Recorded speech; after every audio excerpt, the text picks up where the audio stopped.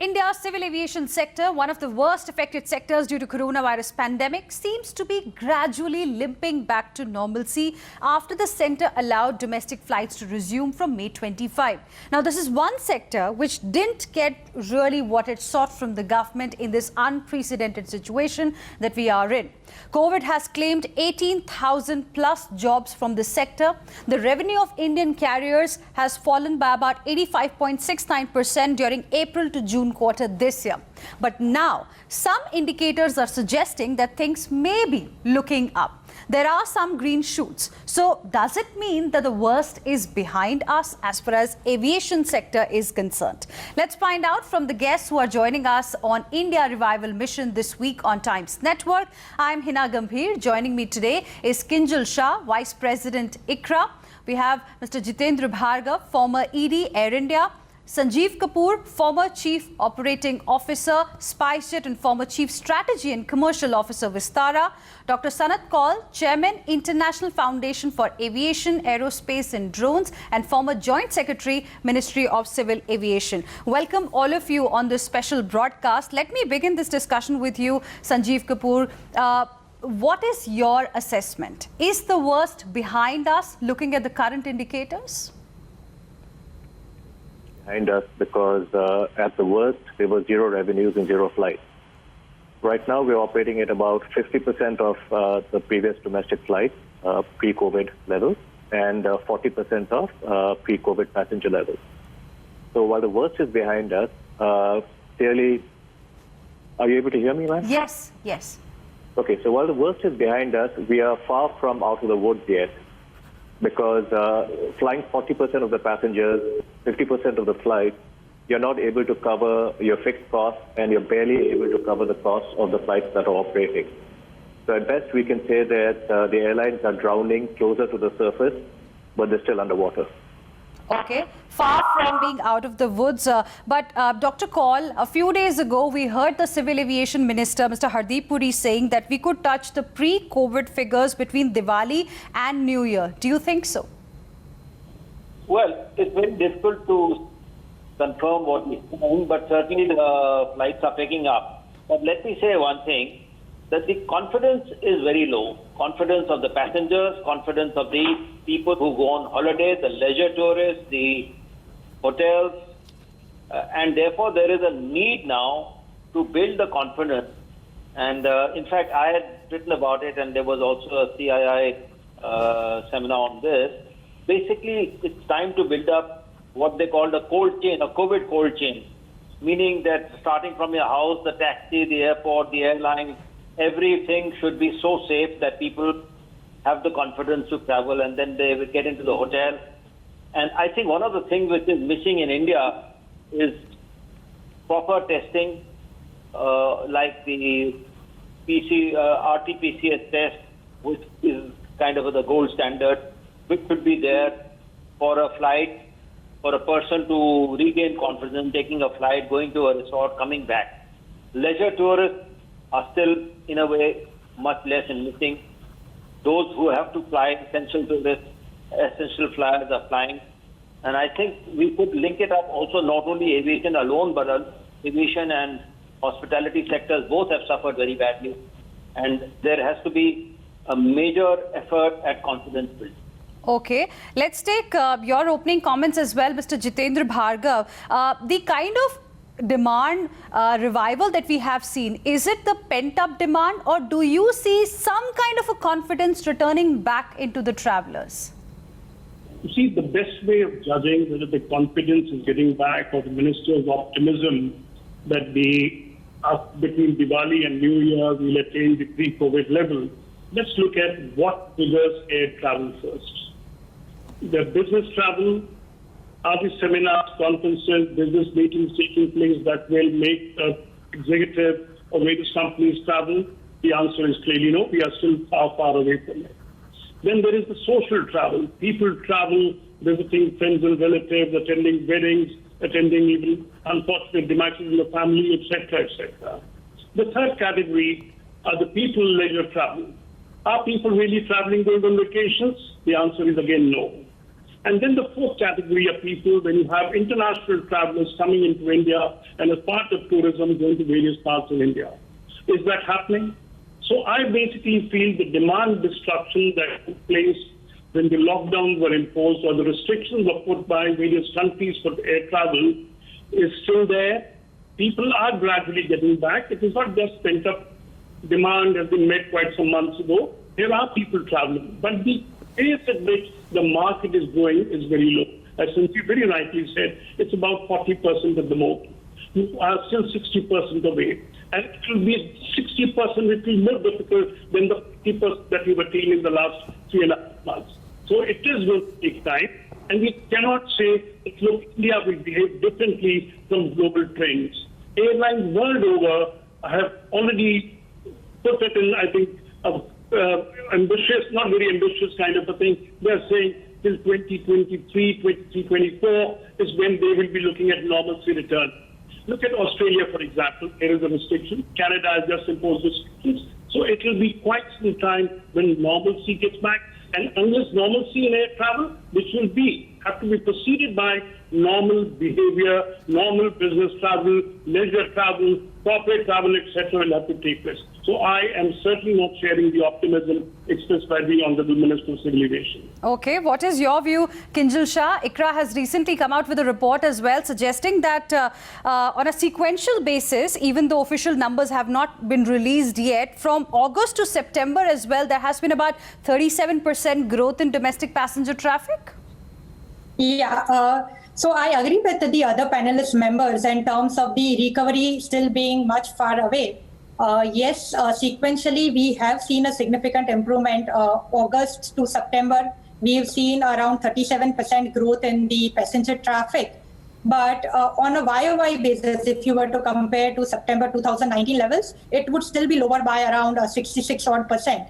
And overall, if you were to take H1 FY21, that is from April to September, because of the 2-month lockdown that we had seen and shutdown of operations of the airlines, the passenger traffic is still much lower by around 84% compared to the period in the last fiscal.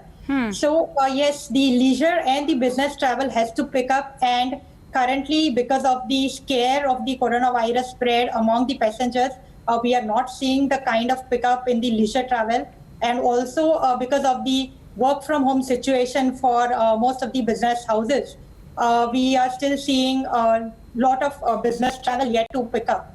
So yes, recovery will be still much far away. Okay. Though yes, sequentially we are seeing improvement. Okay. Mr. Sanjeev Kapoor, now I want to ask you, are right kind of steps being taken at this point in time to bring the confidence of travelers back as far as air travel is concerned in your assessment? In my assessment, there are 3 or 4 things that need to happen for air travel confidence to come back. Number one, there has to be a reduced fear of catching COVID. And I think the airlines and airports are doing the best they can. But the innate fear that passengers have of traveling, that needs to go away, and that we don't know how long it will take for that fear to go away, even though the airlines and airports are doing the best they can to protect passengers, disinfect, provide masks, face shields, etc.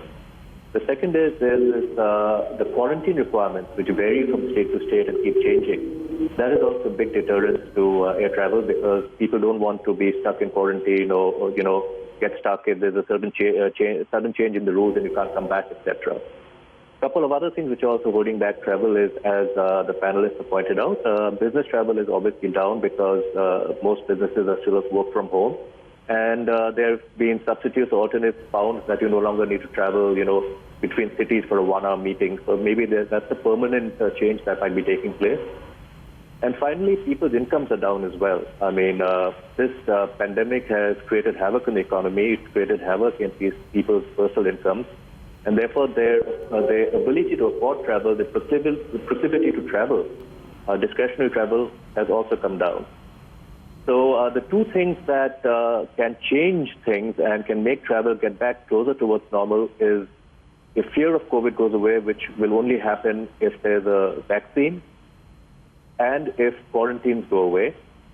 In the meantime, if a testing regime can be put into place by which every passenger is tested prior to departure, some kind of rapid test at the airport, and only those who test negative are allowed to fly, and therefore do not need to serve quarantine, I think that will help in bringing back some demand. Okay, but unfortunately, both are not in our hands. We don't know when the vaccine is going to come. We don't know how the states are going to decide on quarantining passengers who are coming by air. In a situation like this, what is the solution? What is the way out for airlines? You see, it's not the airline which are going to decide air travel. It's the normalcy in all social activities which trigger air travel is going to decide. Only if there is a purpose, people will travel. And of course, there are multiple factors. As Sanjeev pointed out, one thing was work from home and video conferencing is one element that's come in here. The second is people are not going to be, because they are going to be traveling from one place to another. And the third and the more important thing is people will wait for normalcy to come, and only then will they start traveling. And then also, the element of fear would certainly be there. And we all know vaccine is far, far away. And then you have the biggest stipulation, and which is being stipulated by none other than the Minister of Civil Aviation. People above 65 years and above are discouraged to undertake air travel. Now imagine if a large chunk of people are taken away who usually travel visiting friends and relatives or visiting their children who are working in other cities of the kind. How are you going to attain the normalcy in air travel? So unless you have social activities back in place, conferences, seminars, tourism places are open and run no risk of infecting people, only then can you attain a semblance of normalcy, in my opinion. First, create environment where people can travel. And then people will decide, yes, must I travel or not, or can I defer my travel? Okay. Dr. Kaul, you gave a very interesting suggestion of having a COVID cold chain, perhaps to boost the confidence of the air travelers. How do you think that can become a reality? And do you think perhaps government needs to help the sector at this point in time? Because we haven't really seen a direct help really coming from the government in its bailout package as well for this sector specifically. Okay, let me give you an example to begin with. Recently, one lady had to rush to London because of family affair, and she had to decide how to travel. And it was looked up all the airlines. The costing, of course, varied, but it was decided that we will go by British Air. Why? Because British Airways insists on a COVID PCR test, which is the gold thing. Otherwise, if you take an ordinary test, an antigen test, the person sitting next to you could be negative, but could be a silent candidate. So you're always worried, and the confidence is very low. So PCR test is things you have to take 72 hours or so in advance, and then you go there, and I think even in England they accept that result and they let you in without a quarantine.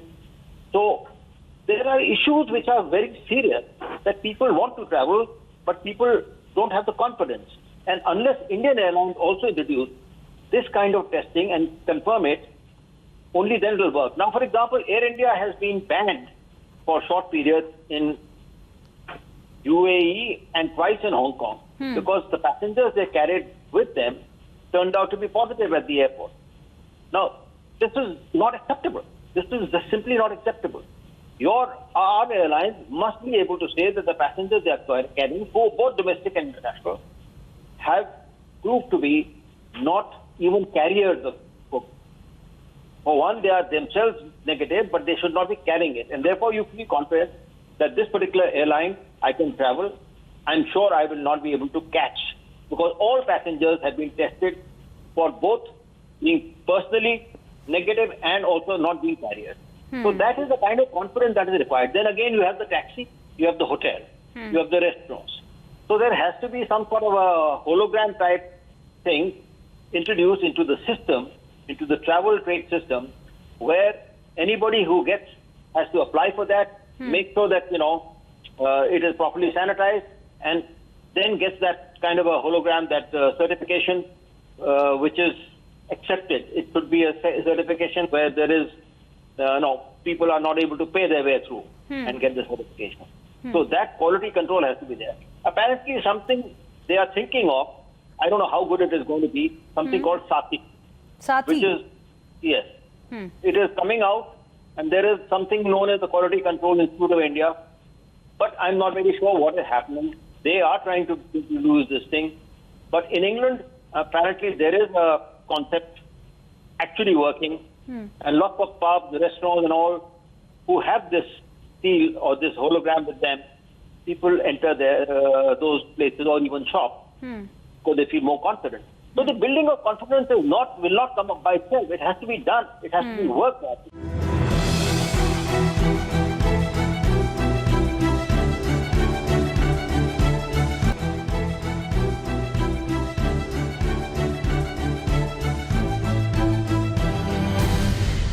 Mr. Sanjeev Kapoor, do you think that probably this kind of an unprecedented situation can be used by airline as an opportunity to perhaps offer to the travelers something more than what they were offering so far? For example, I was reading a couple of days ago, an airline in UAE has included the COVID test a part of its ticket. Like if somebody is purchasing a ticket, COVID test is going to be mandatory. Do you think perhaps those kind of issues can be included and considered? Then apart from that, probably picking up the guest from the house via a taxi and then dropping the guest to wherever that person wants to travel. So if all of this can be packaged in some way or the other, something of this sort can be considered by airlines? Do you think it's a possibility? I absolutely think it is. There are things airlines can do. Let me just give you an example. Last month, I traveled to the UK and the US, and I had a choice of airlines, and I chose to travel Virgin. And this is not an ad for Virgin. This is just my personal experience.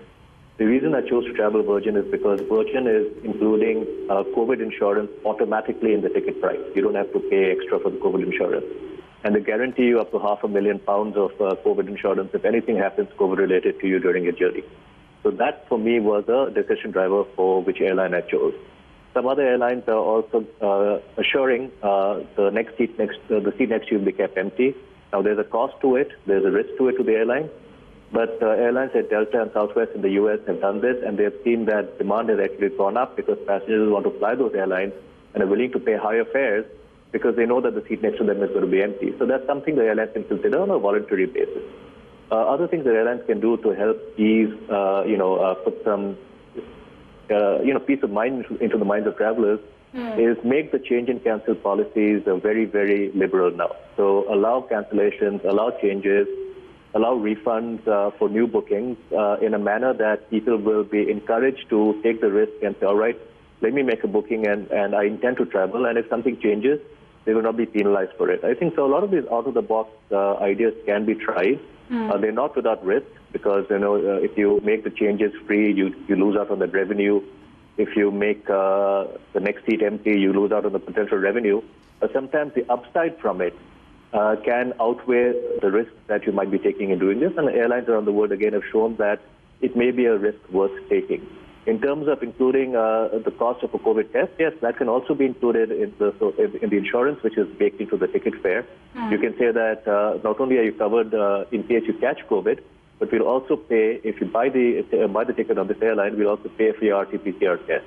Those things can be done, and I think in India, airlines, other than making sure that passengers have PPE and are protected and aircraft are clean, etc., they haven't done too much on these other elements which airlines abroad have done, and maybe that's something they could try.